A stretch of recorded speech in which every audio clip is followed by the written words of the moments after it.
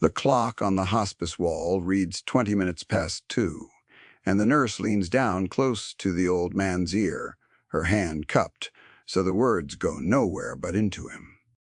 Across the room, a Marine stands, with his back against the cold window, a German shepherd pressed to his leg, and he cannot hear what she says. He only sees his father's eyes open wider than they have opened in a week. He sees the old man's hand lift 2 inches off the blanket and then stop as if it had somewhere to go and ran out of strength on the way. The dog's ears swing forward. Something in the room has changed, and the Marine does not yet know what. His name was Marcus Reynolds, and in 9 days he was supposed to be on a contractor flight out of Bangor, headed for a security posting overseas that paid more than 3 years of his enlistment ever had. He had signed the papers in October. He had let the lease on his apartment lapse. He had told himself that being gone was the kindest thing he could do for everyone, because being present had never been something he was good at. The dog at his leg was a working-line German shepherd named Bishop, 80 pounds of muscle and patience, tan and black, with one ear that had a small notch in it from a fence he should not have jumped 4 winters back. Bishop had come home from the service the same year Marcus had, and the 2 of them had drifted up the coast of Maine, the way driftwood drifts, without any particular plan, until they ended up here in Slate Harbor, where Marcus had grown up and had sworn he would never live again. If this is the kind of story that stays with you after the screen goes dark, stay with it now, because what the nurse whispered is going to change everything, and the change does not happen the way you would expect. The dying man in the bed was Wendell Calloway, 81 years old, a Vietnam veteran who had spent 40 of those years as a lobster boat mechanic on the Slate Harbor Town Pier.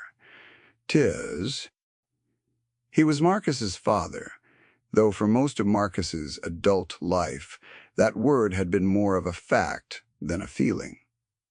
They had not spoken for the better part of 6 years. The phone call that ended the silence had come from a hospice coordinator, not from Wendell, and Marcus had driven up the coast in a borrowed truck with the dog in the passenger seat, telling himself the whole way that he was only coming to settle accounts. The nurse straightened up from the bed. She was a small woman of about 56, with gray hair pinned back and reading glasses pushed up under her forehead, and her name tag read Inez Holloway. She had worked the home hospice rotation in this county for 19 years, and she had sat with more dying men than she could count. She looked at Marcus across the room, and there was something careful in her face. Something that asked permission before it asked anything else. Wendell's lips moved. Marcus crossed the room and bent down the way the nurse had and put his ear close to his father's mouth. The dog moved with him, settling onto the floor beside the bed without being told. What Wendell said was not what Marcus expected, and it was not goodbye. It was 4 words dragged up from somewhere deep and rusted. They sounded like, "Do not sign anything." Then the old man's eyes closed, and his breathing went flat and even again, and the moment was over before Marcus could understand it. He looked up at Inez. She held his gaze for a second and glanced at the door. She did not say the thing she clearly wanted to say. Instead, she said, in the practiced, soft voice of someone who has learned to be careful in other people's houses, that she would step out and give them a few minutes. She gathered her bag. At the doorway, she paused, and without quite turning around, she said one more thing, quietly, almost to herself. "There is a man who comes on Thursdays," she said. "He brings papers. Your father pretends to sleep when he hears the car." Then she was gone, and her sensible shoes made no sound on the old pine floor, and Marcus was left standing in a room that smelled of antiseptic and wood smoke, with a question opening in his chest like a crack in lake ice. That sentence stayed with Marcus longer than he expected. He was a man who had spent 12 years learning to notice when a calm surface was hiding something underneath, and the surface of his father's quiet death had just stopped being calm. He looked around the room with new eyes. It was the front parlor of the house Marcus had grown up in, a narrow salt box, a quarter-mile up from the harbor, and they had moved a hospital bed into it, because Wendell had refused to die anywhere but where he could hear the water. On the side table beside the bed there was a water glass, a bottle of morphine drops, a worn paperback Western, and a manila folder. Marcus had seen the folder when he arrived and assumed it was medical paperwork. Now he picked it up. Inside were 3 documents. The first was a power of attorney, partially filled in with a signature line at the bottom left blank. The second was a quitclaim deed transferring the house and the 11 acres of shorefront behind it to a company called Meridian Stewardship Group. The third was a single typed page on letterhead, addressed to Wendell, thanking him warmly for trusting Meridian with his affairs during this difficult season, and reminding him that the enclosed forms only needed his signature to be complete. Marcus read the deed 3 times. The land behind the house ran down to a stretch of working waterfront, the last undeveloped deep-water frontage in Slate Harbor, and even Marcus, who knew nothing about real estate, understood that in a town where the harbor was the only thing anyone wanted, that strip of mud and granite was worth a great deal more than his father had ever earned in his life. His father had refused to sign it with 4 words, and the last of his strength he had reached up out of the fog of dying to warn his son not to sign it either. The dog stood up. Bishop walked to the window and put his front paws on the sill and looked out at the road, and a low sound came out of him, not quite a growl, more like a question. Marcus came and stood beside him. Down where the gravel drive met the road, a gray sedan had pulled in and stopped, and a man was getting out of it with a leather folder under his arm. It was not Thursday. The man had come anyway. Marcus went out onto the porch and pulled the door shut behind him, so the dog would stay with his father. The cold hit him in the chest, salt and pine, and the particular gray damp of a Maine February, and he stood at the top of the steps and watched the man walk up. The visitor was somewhere in his late 40s, trim, clean-shaven, in a charcoal overcoat that had never seen a day of weather. He moved like someone who had practiced moving well. When he reached the steps, he produced a smile that arrived a half-second before it was needed, and offered his hand, and said his name was Garrett Stowe, and that he was so very glad to finally meet Wendell's son. Marcus did not take the hand. He asked what Stowe wanted. Stowe absorbed the rudeness the way a good coat absorbs a light rain, without letting it in. He explained in full and pleasant sentences that Meridian Stewardship provided care, coordination, and asset management for elderly clients who could no longer manage their own affairs, that Wendell had engaged their services back in the autumn, and that there were simply a few final documents that needed completing so that Wendell's wishes could be honored and his estate protected from the considerable expenses that end-of-life care so often brought. Every word of it was smooth, and every word of it was built to sound like kindness. And Marcus had heard men talk this way before. In other countries, right before something bad happened to someone who could not defend himself. He said his father had changed his mind about signing. For just a moment, less than a second, the smile on Stowe's face went somewhere else. Then it came back. Stowe said gently that Wendell was not always lucid in these final days, that confusion was a natural part of the process, and that it would be a shame, truly a shame, if a moment of confusion were allowed to undo months of careful planning. He said he would return Thursday, As usual, he said it had been a pleasure. He left a business card on the porch rail because Marcus would not take it, and he walked back down to his car, and the whole time Bishop stood at the window inside the house with his hackles raised, watching him go. That night Marcus sat up in the kitchen, with the folder open in front of him and the dog asleep against his boots, and he did the thing he had been trained to do, which was to stop reacting and start gathering. The kitchen was the same one he had grown up eating in, the same chipped enamel table, the same window over the sink that looked down toward the harbor, the same drawer that stuck unless you lifted it as you pulled. He went through the house, room by room, the way he would have cleared a building, methodical and unhurried, and he found the things a careful old man leaves behind.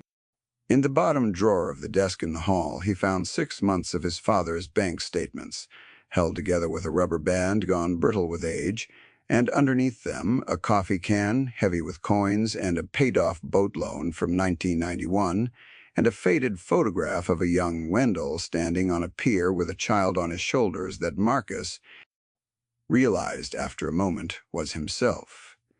He laid the statements out across the table in order, oldest to newest, and weighted the corners with a salt shaker and a screwdriver and his own 2 hands. He was not a financial man, but he could count, and what he counted made him cold. Beginning in October, the month Marcus had signed his own deployment papers 200 miles south, money had begun to leave Wendell's accounts in steady, careful amounts. A monthly care coordination fee, a one-time asset review fee, a document preparation retainer, none of them large enough to trip an alarm, all of them paid to Meridian Stewardship Group. Across 4 months, just under $19,000 had quietly walked out the door of a man who had spent his whole life saving in coffee cans. There was one more thing, a thing that made no sense until it made too much sense. Among the statements was a printout of an email forwarded to Wendell from someone at Meridian, congratulating him on his son's exciting new opportunity overseas, and noting how reassuring it must be to know Marcus would be so well taken care of and so far from the stresses of home during this difficult time. Marcus read it twice. Then he understood what the nurse had been trying to tell him, and the understanding sat in his stomach like a stone. The contractor job, the flight out of Bangor, the posting that had appeared in his inbox in September from a recruiter he had never met, with terms too good to question. He had thought it was luck.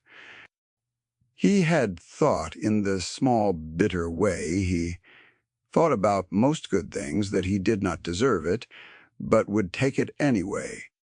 He had never once asked why a stranger had handed it to him at exactly the moment his dying father owned the most valuable piece of dirt in town, and had no one standing beside him. They had not just been emptying an old man's accounts. They had arranged to have the only person who might fight for him shipped to the other side of the world.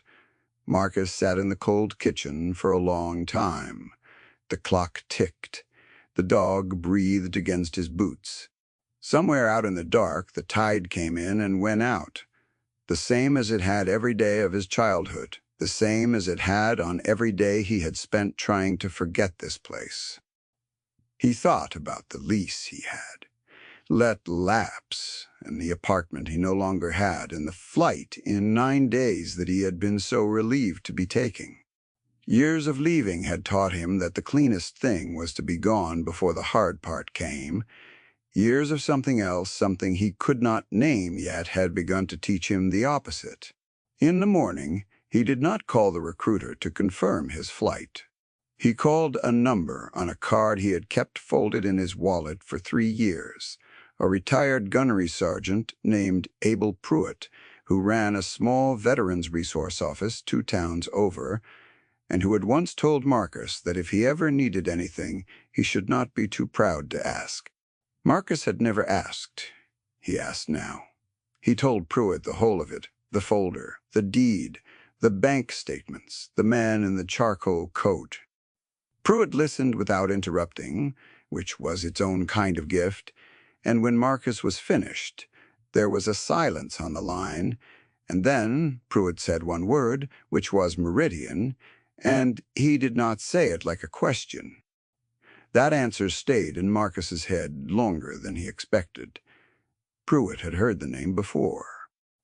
He said there was a widow over in Cormorant Cove who had lost her late husband's boat and, mooring to the same outfit the spring before, signed away in a fog of grief by a woman who could barely read the small print, and that by the time her grandson had understood what happened, the company had already sold the mooring and dissolved the part of itself that had done the signing. Word. He said Meridian was good at being many small companies that all looked like one and none of which could be held by the collar.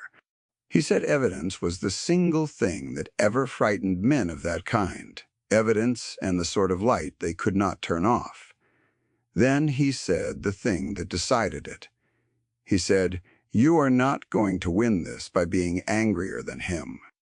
You are going to win it by being more patient than him and by making sure that when the time comes, the right people are watching." Marcus drove to the hospice office that afternoon to find Inez Holloway. He found her in the small kitchen behind the nursing station, washing out a thermos, and when she saw him in the doorway with the dog beside him, she set the thermos down very carefully, as though she had been expecting him and dreading him at once. He told her he had read the folder. He said he understood now what she had risked by saying what she said. She was quiet for a moment, drying her hands on a paper towel, and then she told him the rest of it, the part she had not been able to say in the house with the man's papers in the room. She had been nursing Wendell since November, 3 afternoons a week. In the early weeks before the disease took the strength out of him, the old man had told her things. He had told her that he knew exactly what Stowe was, that he had figured it out the second month when the fees did not match the care. He had refused to sign the deed. Still, he was 81 and dying and alone, and Stowe had told him in that same warm voice that competency was a delicate thing, that a doctor's letter could go either way, and that a man who would not cooperate with his own care coordinator might find that coordinator petitioning a court to make decisions on his behalf, decisions that would no longer require his signature at all. That was the trap, Inez said. Sign and lose the land freely. Refuse and be declared incompetent and lose it anyway, with the signature replaced by a judge's order. Wendell had been holding the line with the one thing he had left, which was time, betting that he could die before the paperwork caught up with him. He had been trying to lose the race on purpose. Inez had documented all of it. 19 years of charting had made her careful by habit, and she had written down in her nursing notes every visit Stowe made, every time she found Wendell agitated after one of those visits, every clear statement the old man made about not wanting to sign. She had done it because it was her job. She had not known, until Marcus appeared, that her notes might be the thing that mattered. The dog had crossed the little kitchen while she talked and put his head against her knee, and she had let her hand come down on his fur without seeming to notice she was doing it, and Marcus saw that her hand was shaking. He told her he was not going to sign anything and he was not going overseas, and that she was not in this alone anymore. Over the next 8 days, Marcus did not raise his voice once. He did the patient, unglamorous work that Pruitt had pointed him toward. The first morning he drove 40 minutes inland to the County Registry of Deeds, a low brick building with bad heat, and a clerk named Donna who had been filing the town's transfers since before Marcus was born. He told her he was looking into a company called Meridian, and the way her mouth tightened told him he was not the first person to come asking. She brought him a stack of certified copies and a magnifying loupe and a paper cup of coffee he had not asked for, and she left him alone at a long table by the window for 3 hours. What he found there he wrote down by hand on a yellow legal pad, line by line. The same company had filed paperwork on 4 other elderly residents of the county in the past 2 years. In 3 of those 4 cases, the property had changed hands within 90 days of the owner's death, sold on to a holding company with a different name and the same post office box. He photographed every page with his phone, then asked Donna for certified duplicates, because Pruitt had told him that a photograph could be argued with and a stamp could not. Donna stamped them without charging him and said quietly that the man who came in on Meridian's behalf always wore a nice coat, and that she had never once seen him bring an elderly client through the door himself. That afternoon he drove the coast road north to Cormorant Cove, to the address Pruitt had given him. A weathered cape at the end of a dirt lane with a stack of broken lobster traps rotting in the side yard. Loretta Quint was 79 and walked with a cane, and she made him sit down at her kitchen table and eat a piece of pound cake before she would say a word about any of it.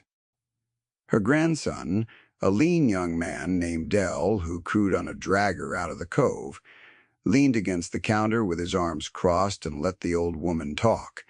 She told it slowly, looking at her hands. After her husband died, she said she could not make herself open the mail for a month. The nice man from Meridian had been so patient about that.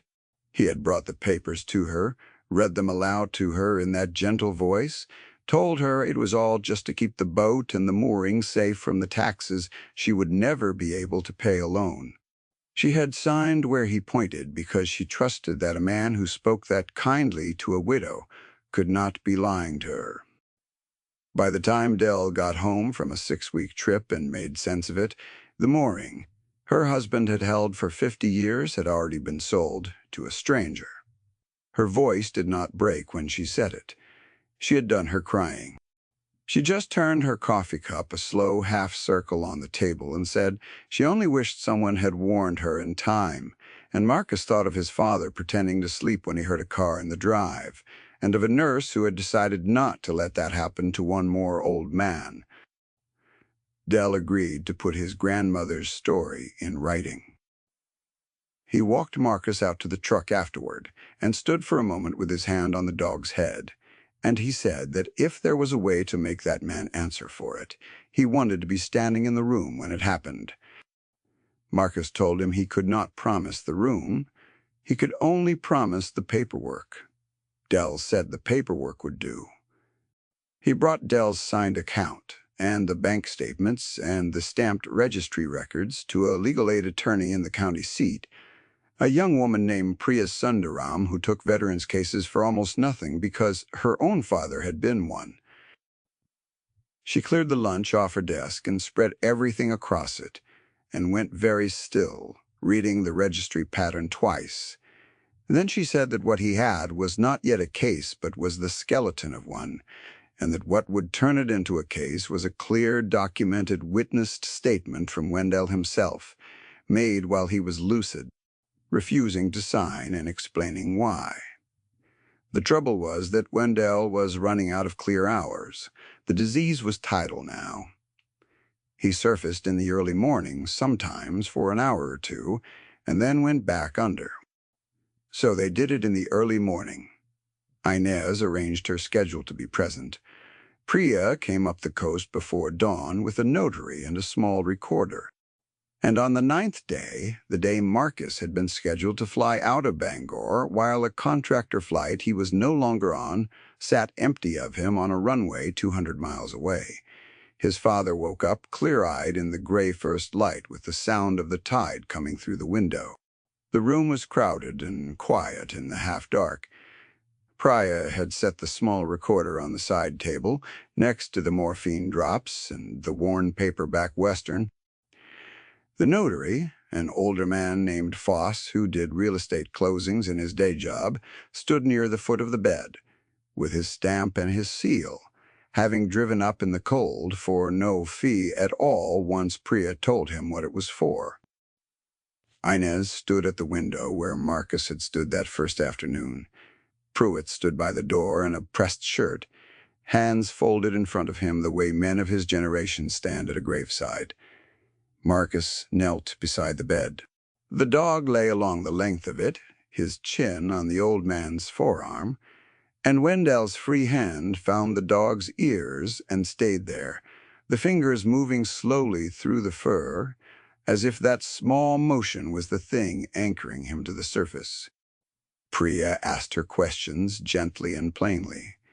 Did Wendell know where he was and what day it was?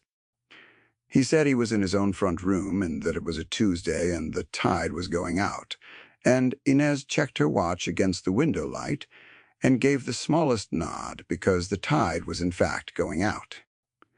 Did Wendell understand what the Meridian documents would do? Did he wish to sign them? Had anyone pressured or threatened him? Wendell answered everyone in a voice like dry rope, but entirely his own.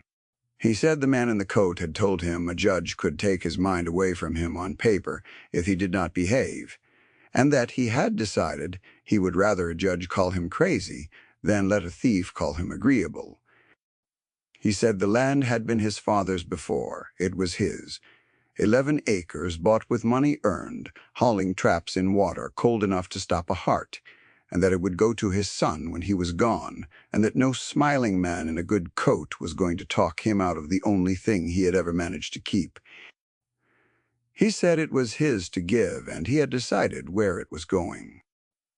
He looked at Marcus when he said the last part, and for the first time in longer than either of them could have counted, his face did the thing it had not done in all the years of their silence. It softened. The notaries stamped the statement. The recorder caught all of it. Inez signed as witness, and so did Pruitt, who had driven up to stand in the room. When it was finished, Wendell was tired in the way that meant he was going back under, and he let his head sink into the pillow, and the last thing he said before the tide took him out again was not about the land at all. He said to Marcus that he was glad the boy had finally brought the dog home where he could see it. Wendell Calloway died 4 days later in the same room, with the window cracked an inch, so he could hear the water and his son's hand on one of his and the dog's weight warm against the other. The reckoning that followed was not loud, and that was by design. Garrett Stowe came on the next Thursday as he had promised, with his leather folder under his arm and his half-second smile already loaded. He did not know yet that the old man was dead. He came up the steps and found Marcus on the porch waiting for him, and beside Marcus stood Priya Sundaram in a plain dark coat, and beside her stood Pruitt, and the dog sat at the center of them all, with his ears forward and his eyes fixed on the visitor, and did not move. Marcus did not threaten him. He did not have to. He simply held out a folder of his own plain manila, the same kind Stowe had left on the side table all those weeks ago, and waited until the man took it. Inside was a copy of the witness notarized statement, with Foss's seal pressed into the corner, and a copy of the complaint Priya had filed that morning with the County District Attorney's Elder Protection Unit, and a copy of the registry records, and Loretta Quint's account, signed in her grandson's careful hand. Marcus told him in a level voice that there would be no signature, that the deed was void, that the $19,000 was now the subject of a complaint, and that the names of the other 3 families were in the same file as his. He said the only paperwork that mattered now was the kind Stowe could not take back to a different county and bury. Stowe's smile worked very hard for a moment and then could not find anywhere to stand. He said something about confusion, about a grieving son misreading ordinary paperwork, about lawyers who chased shadows. He said it, though, to 4 people who were not afraid of him and 1 dog who would not look away, and the words had nowhere to go.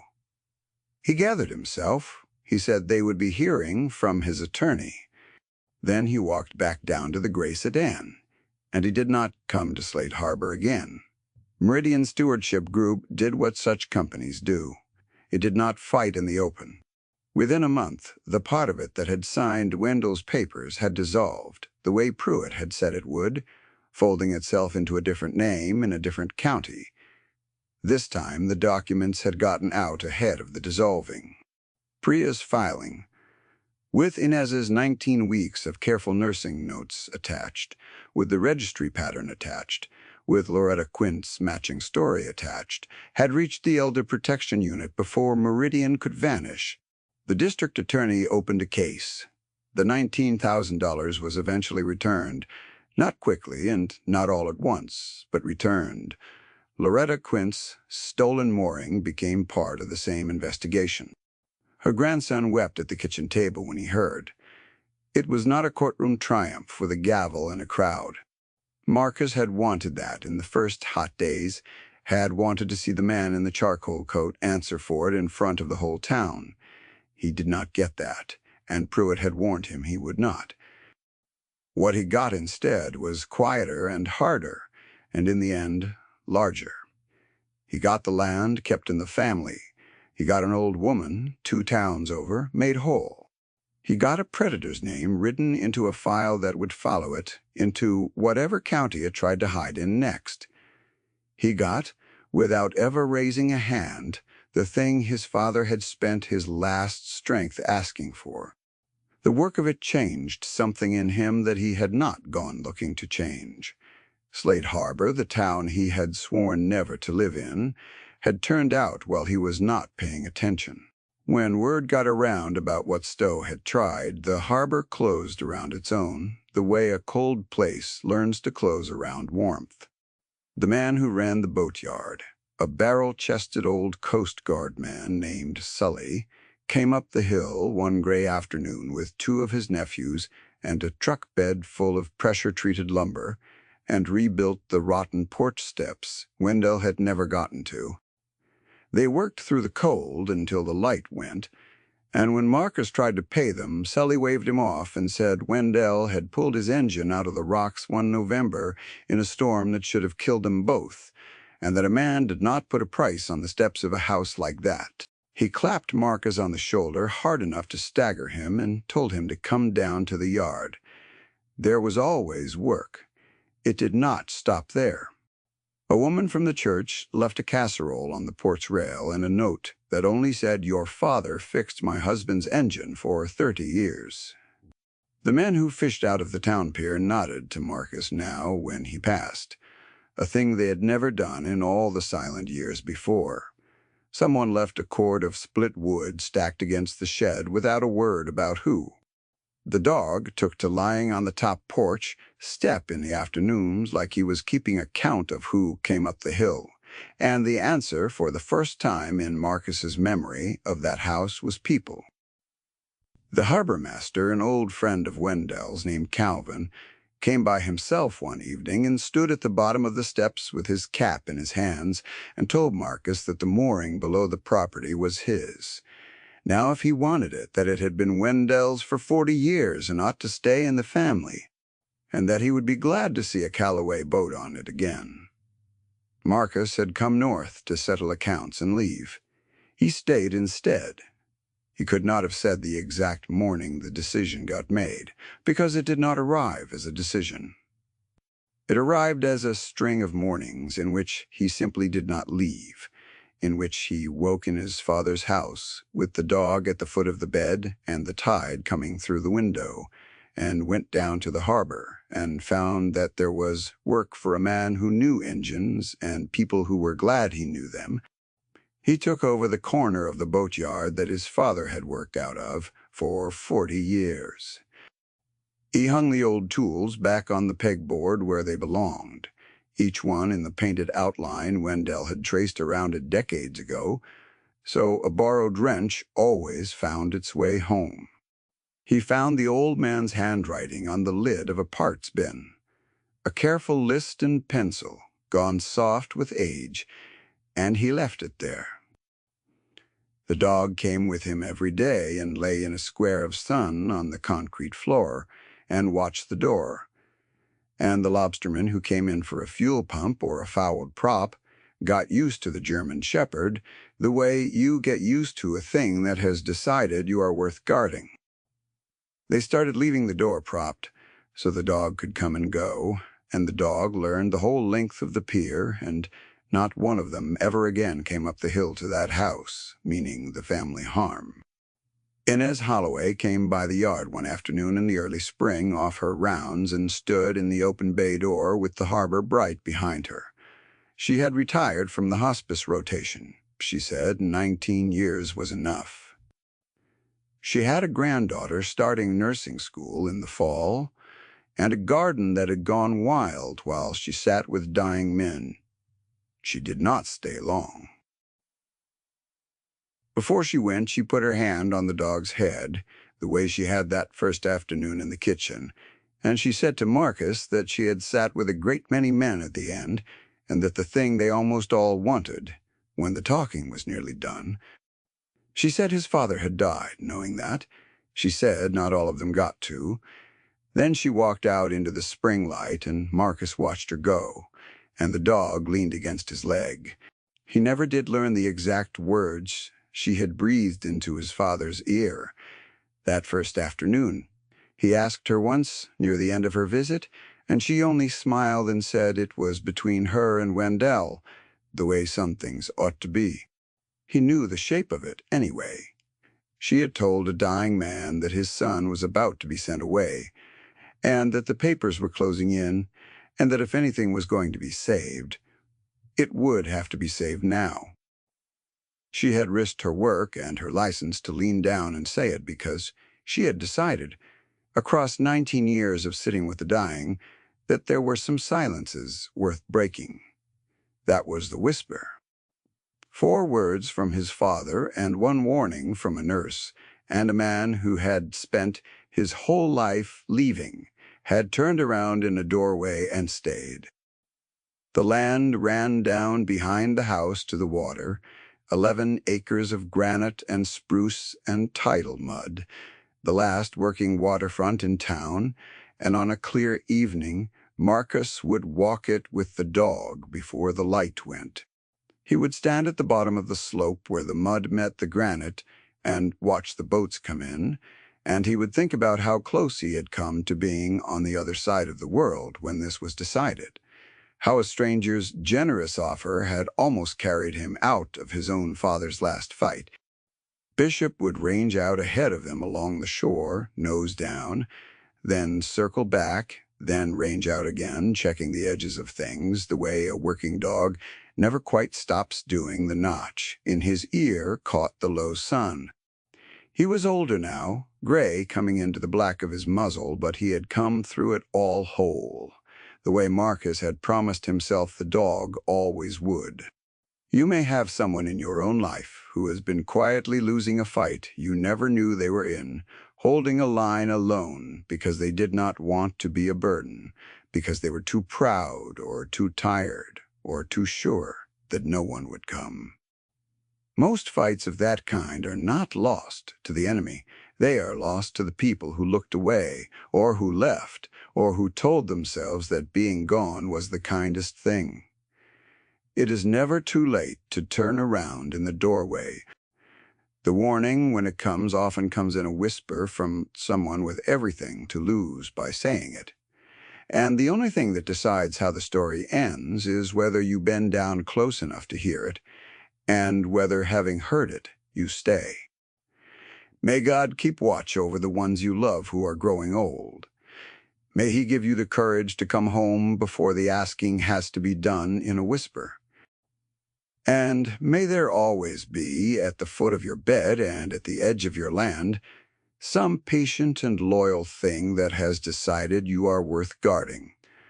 The tide came in over the mud below the property, slow and certain and exactly on time.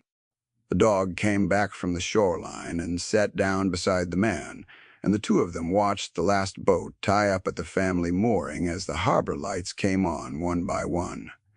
Marcus put his hand down on the dog's head. Up the slope, behind them, the windows of the house held the last of the light, warm against the coming dark. Home, at last, and for good. Home, at last, and for good.